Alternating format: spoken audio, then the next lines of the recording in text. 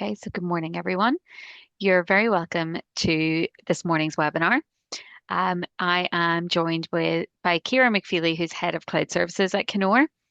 So today we'll be going through VAT classification and the mistakes that trigger audits and how to avoid them. So a really good topic. I know it sparked interest in a lot of people. We have a lot of attendees on today. So first of all, I'll introduce Kinore. We're a firm of over 80 staff specializing in offering compliance and business support services to SMEs across Ireland, Northern Ireland, and the UK. So those services are things like outsourced bookkeeping, payroll, management accounts, and digitalization.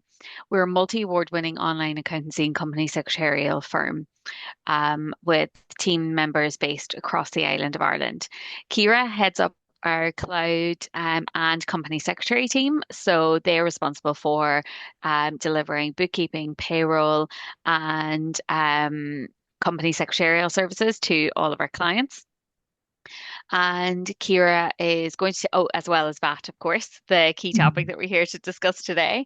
So I'll hand over to Kira now shortly, where she'll go through all of her advice.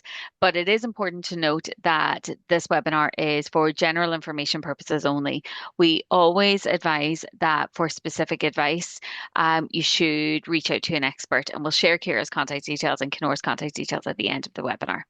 So, Kira, I'll hand over to you now so that you can take us through.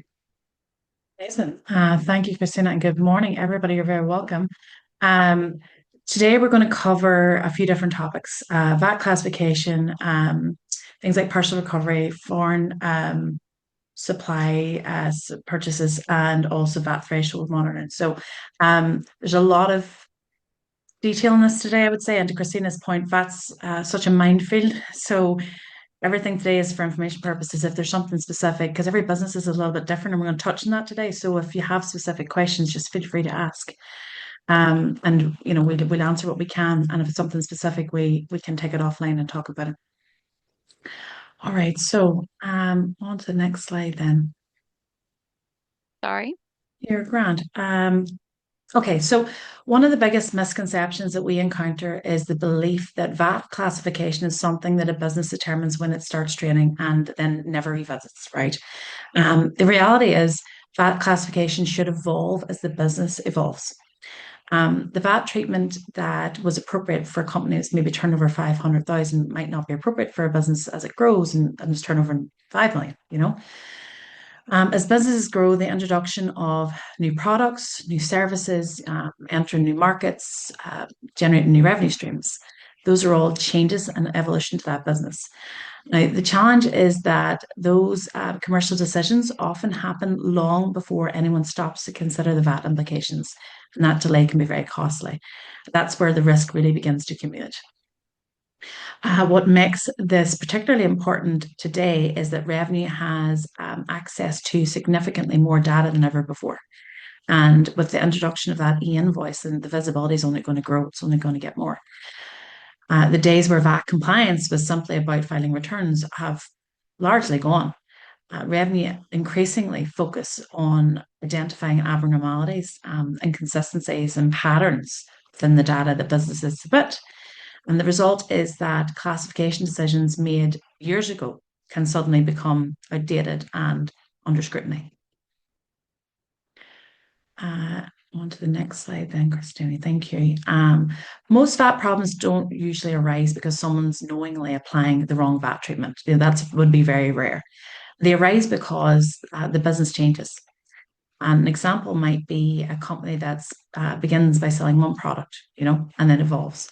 A few years later, they might also provide consultant services, training, support contracts, software subscriptions. You're seeing that a lot because businesses are evolving into that kind of tech industry. Someone who, for example, if it was an accounts, might evolve and develop their own product.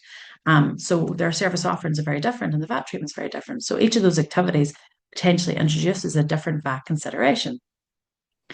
The issue isn't that, a management or leadership has made a decision or made a mistake. The issue is usually that nobody has paused to ask whether the original VAT treatment is still appropriate. one of the questions that we get asked a lot from clients is what we ask clients a lot is when was the last time you considered your VAT position and reviewed it independent of that, year-end compliance position. If you'd imagine if you bring in a revenue stream at the start of a new financial year, by the time you get to the end of that financial year, quite costly if you haven't applied it correctly. Mhm. So for many businesses, that answer is really it's been out several years. We haven't considered it since maybe we opened or maybe we got some advice years ago and we've never looked at it again. I find that a lot, it'd be quite common. Yeah. Um, Yeah. doesn't automatically mean that something's wrong now, but it does mean that you're making assumptions and those assumptions are going unchallenged. And assumptions are often where that VAT exposure begins.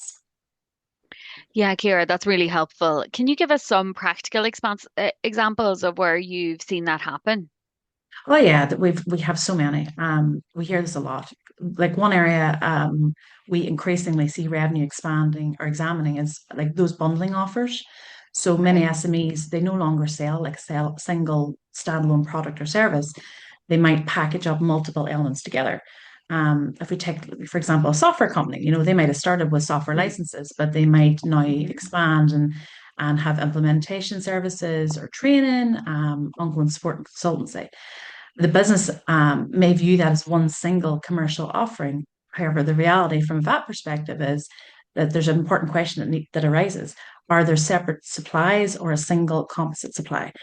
And the answer matters because the VAT treatment can differ vastly depending on how the transaction is structured and documented. So revenue will often look beyond invoices. They'll examine contracts, proposals, commercial agreements just to understand what is actually being supplied.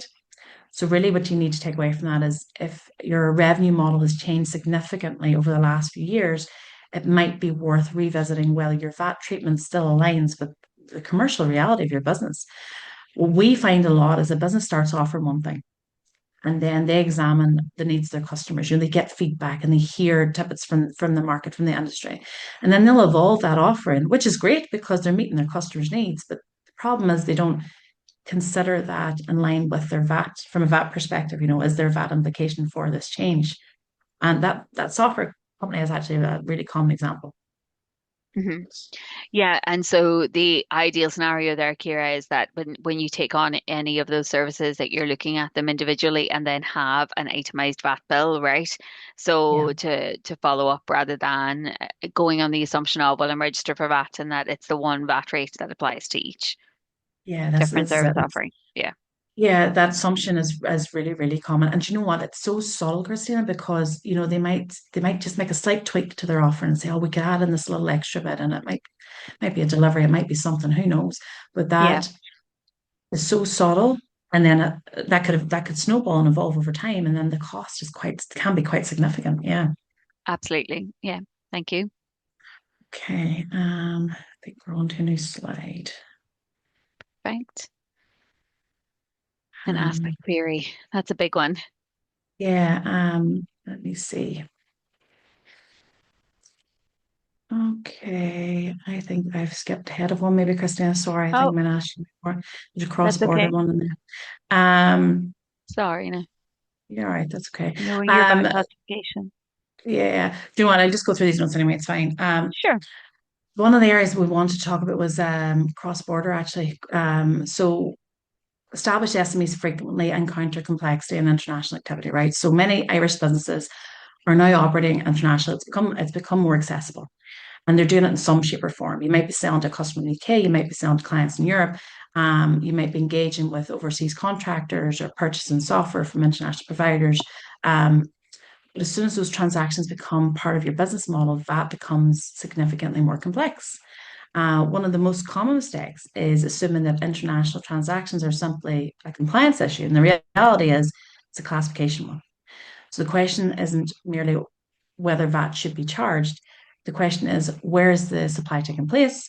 Who's responsible for accounting for the VAT? And are there obligations arising in another jurisdiction? And as businesses expand internationally, these questions are becoming increasingly important. And importantly, they're often not identified until the business reaches a much more meaningful scale. They might start off small and have a few transactions, and then all of a sudden, which is a great thing, they grow and they get more and more. And then there's that massive bad implication that hasn't been considered from the start.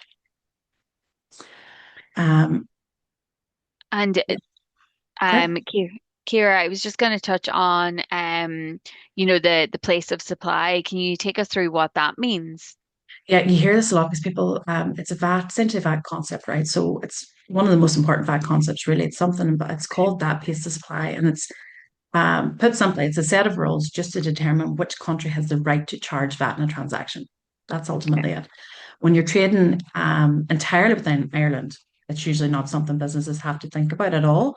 But once you start buying or selling cross borders, place of supply becomes really critically important. For most B2B type services, the place of supply is generally where customers established. But for B2C type of services, the place of supply is usually where the supplier is established. Now, that's a very general rule there. You just want Hmm. to look at each of those cases and consider, what does this make up here? Yeah, Um, absolutely. Thank you for clarifying. no worries. Another area actually that deserves some attention is property, actually.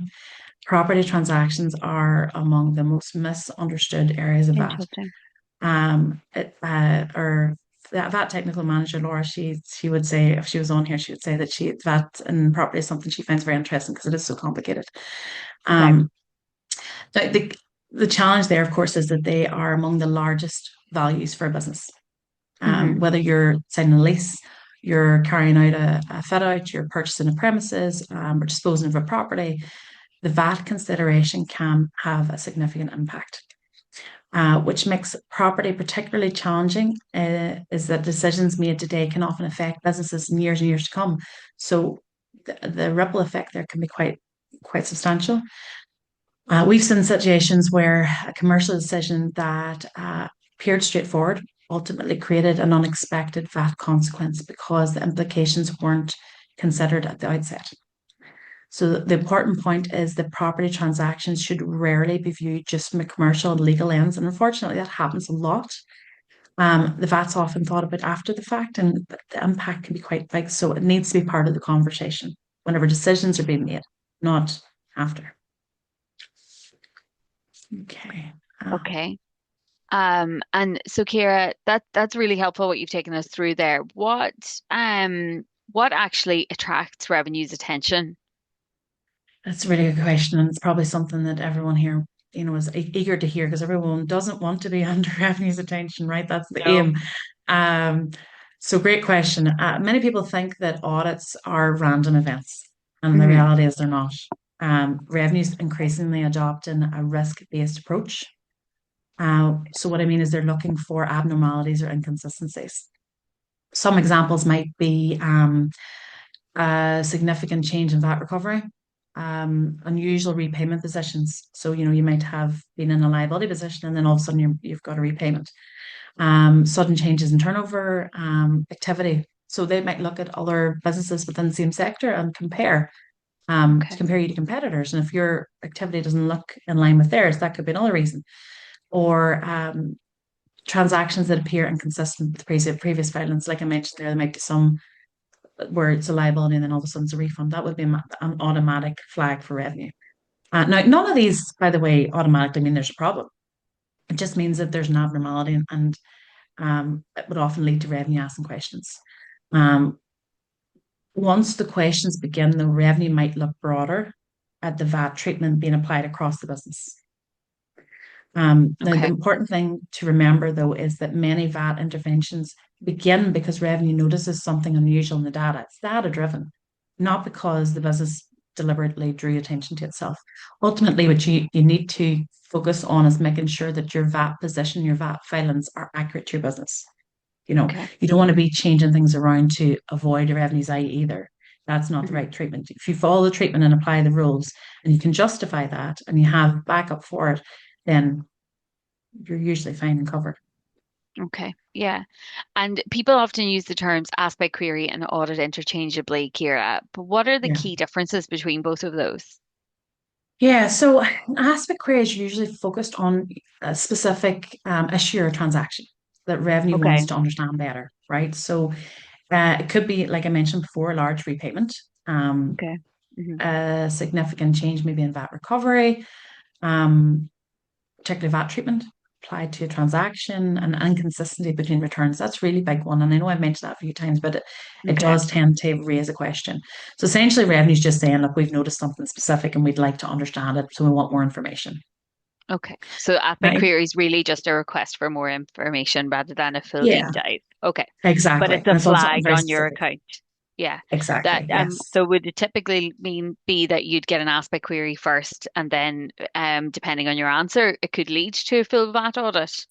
Well, that's a very good point, right? And for audits, having an aspect query doesn't mean you automatically have an audit. It Okay. just means that revenue's found something they want to understand better. And like I said, if Hmm. you're following the treatment, you can justify it all. Generally speaking, you can go through an aspect query relatively easily.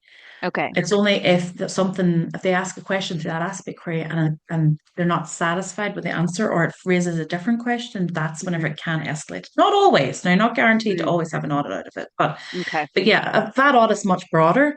Hmm. Revenue really might review returns, invoices, contracts, uh, recovery calculations, and maybe even go as far as processes and controls. They do dig a lot deeper and it's a much broader time frame.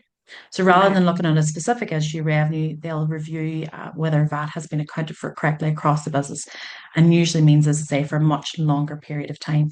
And a useful way kind of comparing the two would be to think of an aspect craze and just asking a specific question where an audit is really reviewing a much bigger chapter, much bigger viewpoint. Perfect. Okay. Now, like I mentioned, it is worth remembering that an aspect query doesn't automatically lead to an audit. It's not an Hmm. automatic thing. If Hmm. revenues questions uncover broader issue, then the level of intervention will escalate. So that's why it's so important whenever you are dealing with any revenue inquiry at all, that you take it seriously and you engage with them and you make sure that your records and your treatment's all clearly explainable. Okay. Thank you. Okay, so now the good news is that most VAT risks can be mitigated or managed effectively with the right governing processes. The businesses that tend to avoid the problems are the ones have one thing in common. They don't treat VAT as a compliance exercise, a filing need. They don't look at it like that. Instead, they treat it as part of everyday decision making. Like I mentioned about the property, it's part of the conversation. That's the key part. Whether something significant changes in a business, VAT's considered always as part of that discussion. Now, examples where VAT should be coming into the conversation would be, for example, if you're launching a new service, if you're entering a new market, signing a big contract, restructuring operations, investing in property. Or no, a big one's really acquiring another business. And actually, what we see a lot of the time is that there's an assumption that acquiring a business in the same industry would have the same VAT treatment. But it's important to look at the actual offerings and the VAT structure there. Who are they buying to, who are they selling from? Because that assumption can be quite costly. Um, and it should be, as I say, part of the decision. If you think about if you're considering acquiring a new business, there's a whole process there of due diligence that you have to go through, and that should be part of that conversation. You shouldn't make the assumption. By reviewing the VAT implications at the point of change, they significantly reduce the risk of any kind of unpleasant surprises later on down the line. Perfect. Kira, I think we missed just what flags a VAT audit there as well. Just I know you touched on the aspect Yeah. query, but then the VAT audit, I know that you mentioned that it was more in depth, but can you talk us through what flags a VAT audit as well? Well, yeah, as I say, it's a much wider scale, and really, Mm, revenue have big concerns there. So they're looking at a right. business and I'm really not satisfied with the answers I'm getting, or I'm not satisfied with the structure, or I have a concern that things aren't just not quite right. Um, so if I'm thinking about this from a mitigating VAT audit point of view, there's Mm, plenty of businesses, by the way, have gone through VAT audits and they believe that their treatment was correct and that they have backup for it all, but revenue might roll differently, and that's also okay. Um, it's just preparing for that. So having your stuff lined up and making sure that you're happy with your content and how things have been treated. What flags an audit can be anything really. It can be a strange activity, a strange filing. It can be consistent inconsistencies throughout filings as well, if you're constantly up and down or whatever. Or being in a really tricky industry as well. If there could be certain industries that revenue just have concerns about that they want to dig a bit deeper on, and it could be maybe an issue in Okay. another tax area as well that could flag an audit. Hmm. Okay. Okay, perfect. We have had some questions submitted there as well, Kira. So some of them may well be quite specific, but I'll run through them and you can let us Yeah. know. So Richie has said most of our clients are in the EU outside of Ireland. If our team are based in Ireland and providing advice online to companies outside Ireland, are we supplying from Ireland? Well, that's the place of supply rule, and it depends if it's B2B, B2C. So, the one bit of advice there is to go and speak to whoever's doing your VAT filings or your accountant or whatever to say, look, this is my setup, this is my structure. Am I treating my VAT right here? And it could very well be determined that the place of supply is Ireland, or it could be where the customer's based. It just depends if it's B2B or B2C. So Mhm. ask the question specifically about your business. Perfect. Thank you for that, Kira. I have another anonymous question then. We do 100% business to business offshore customers in Ireland. Revenue did not want to give us a VAT number. Our EU customers pay in their country. Does it mean not registered is a problem for us? Sorry, I'm not really understanding that question very clearly. So I Yeah, don't know if I've conveyed it very well. if revenue, there's probably a reason why revenue haven't given the VAT number. So it seems again quite specific to that business. But Mm. um, if your customers are based in Ireland, yeah, I think that's going to need specific advice because I don't know where they're based or where. Yeah, that'll need a bit more detail, I think. That's it. Yeah, a bit more information needed there. Thank you. And you can certainly reach out to us. So the email address to reach us at in Kinore is hello@kinore.com. So I'll send that into the chat now shortly. So Richie has said in a follow-up to his earlier question, if we go for meetings at the clients or a third party location, is there a point based on time, etc., when the place of supply switches? It's quite specific as well. Yeah, and they're likely different treatment because it's a meeting as opposed to the core service. Again, this comes back to the elements that we just talked about. Mhm. His core offering there is one thing, but then there might be extra elements like consultancy where he goes to meet them in person. So, yeah, very specific there. Yeah. Someone has said, good point about international transaction. Oftentimes, when purchasing things from the EU, UK, USA, I'm not sure if it's possible to reclaim the VAT sometimes. Generally, if the supplier doesn't ask for my VAT number during the transaction or when traveling abroad for business. Okay.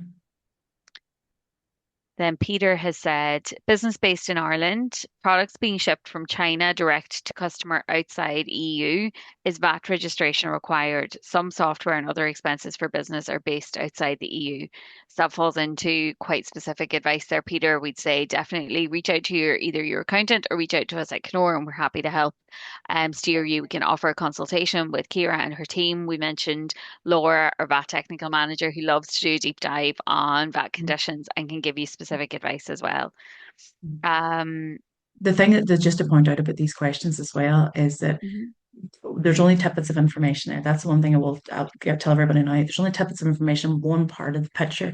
So whenever we are given VAT advice, as Christina mentioned, we'll really deep dive and we'll ask a lot of questions that you might not even think is relevant, but actually are relevant to the VAT advice that you need. mhm. Then we had a question submitted in advance as well. It was more so around bookkeeping. Can we manage multiple bank accounts and credit card accounts using zero, e.g., current account euro, second account for pounds, savings account and credit card accounts? Yeah, so Zero, there is a multi-currency function within Zero. So it's not the standard. I think it's the premium one. That's right. It can manage multiple different currencies, but also Zero can manage a number of different bank accounts in different currencies. The nice thing about Zero and many other softwares actually is you can connect it up that it auto feeds all your transactions in for you as well. So not only can it manage them, it automatically brings a lot of that stuff in for you and applies rules and whatnot. So, and Zero is one example. There are plenty of other ones that do similar offering. Mhm. Okay, thank you for that. Kira, so was there anything else that you wanted to cover today, or we can see if there's any other questions that have come through? No, I think like the key summary really for today is that VAT classification is just not it's not a once-off exercise. You have to Hmm. consider it as your business evolves. You should be considering that with it, and it should be part of decision making. As you know, you bring in new revenue models, offerings, different offerings. That's whenever you really need it needs to be part of that decision. Um, Proper transactions as well, just to bear that in mind, is really significant impact. So making decisions on property, that needs to be part of the conversation as well. And the final part really is about revenue and what they're using a lot of data now to flag aspect craze or flag audits. Where in the past they would use different selection methods for audit for selecting businesses for audit. So it's all about your data. Just make sure you've got backup for your data and you're happy with your treatment and you're happy with your decisions there and you can justify them. That's really it. That's the key takeaways, I guess, from today. Yeah, and one of the main things as well, Kira, is really that like we're getting much closer to real-time VAT reporting, right? Yes. So as the initial shift towards e-invoicing is being expanded now to larger businesses, it'll eventually be rolled out presumably to all businesses. And that's where VAT is going to become so much more automated and so much more digitized.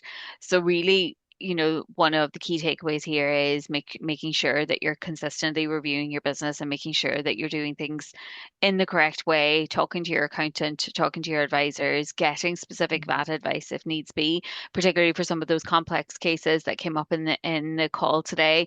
It's definitely better to get specific advice that you can always refer back to and say, this Yeah. was the advice based at the time, this was the activity we Mhm. were doing, because it Mhm. can be ever evolving, right? But if you can Yeah. justify it with revenue, typically they can understand, okay, this was the justification we made on the basis of this advice at the time, right? So Yeah. that's key, being able to go back Yeah. and refer to that. Yeah, and like I know that there was a little bit there about partial recovery as well, and I don't think we touched on that enough. But partial Okay. recovery is a great example of this, right? Where a Hmm. business has made an assumption about the VAT treatment on their on the service offering that they have, and they might find that some of their services they're offering are valuable, some of them are not, and Hmm. it could be exempt, in other words, and that treatment also applies to your purchases. So understanding the calculation around how you are recovering the VAT on your purchases and applying that, document that out is really important and having justification for that because some of that's based on judgment as well. If you Hmm. think about it, you might have one supplier who's applying you for one type of thing that you use for both types of service that you provide to your customers. So you can't recover the VAT on all of that because some of it applies to exempt sales, some of it applies to non-exempt sales. So having the backup for that and justification is what we're talking about there. There are some judgments. The one final bit of advice I really would love everybody to take away is if whenever you do get this advice, make sure you document it and have it saved somewhere because apply the right treatment and make sure your processes are lined up with it. But if you ever have to refer back to it in the instance of an audit, you want to be able to put your hand on that quite easily. Instead of having to go digging for it. So make sure that it's somewhere secure that you can because you might get a bad advice and need it in 3 or 4 years' time. And trying to find where that document or that email or whatever is can be quite difficult. Yeah, that's a really good point, Gear. As you say, you may get advice at the early stage of your business, and like be get the advice for when you're at a scaling or at a future state, Yeah. but holding on to that is really key so that you're making the right decisions and that you're always able to refer back to it and with the justification of that. Okay. Thank you for that. That's really helpful, and hopefully all of our attendees have found that beneficial today. I know we covered an awful lot. So the main takeaways there really, as Kira has mentioned, is to just always seek VAT advice, that it is complex, and that it's not a one-off exercise, So reviewing your VAT position regularly, making sure that you're treating it correctly, and being prepared for that future state of real-time VAT reporting is what every SME should be doing right now. Yeah. We recently hosted a webinar on e-invoicing. You can get the recording of that on Kinore.com as well. And as I mentioned, anyone who'd like further information, you can reach out to us on hello@kinore.com. And we'd be happy to help. I'm just putting that detail in there in the chat. So if you do have questions following on from today, just reach out to us. Thank you so much, Kira, for giving your time so generously and for such a helpful webinar. I hope everyone has a great day. Thanks, everybody. Thank you now.